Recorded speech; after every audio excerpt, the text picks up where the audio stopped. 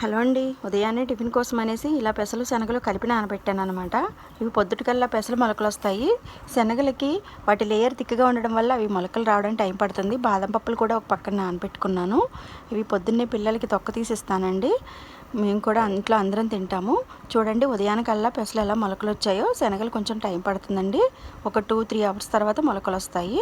వీటిని శుభ్రంగా మనకి టేస్ట్కి తగినట్టుగా పచ్చిమిర్చి, అల్లం, జీలకర్ర, ఉప్పు వేసి మిక్సీ పట్టుకోవాలండి. దోశ ప్యాటర్న్లో మిక్సీ పట్టుకున్న తర్వాత ఆయిల్ తక్కువగా వేసుకొని ఇలా అట్టు పోసుకోవాలండి. అట్టు వేసిన తర్వాత దానిపైన కొంచెం జీలకర్ర ఇలా పైన వేసుకున్నట్టయితే తినేటప్పుడు మనకు అక్కడక్కడ తగులుతూ చాలా టేస్టీగా ఉంటుందండి.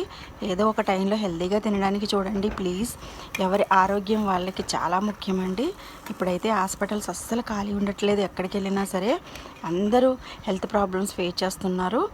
ఏదో ఒక టైంలో హెల్తీగా తినే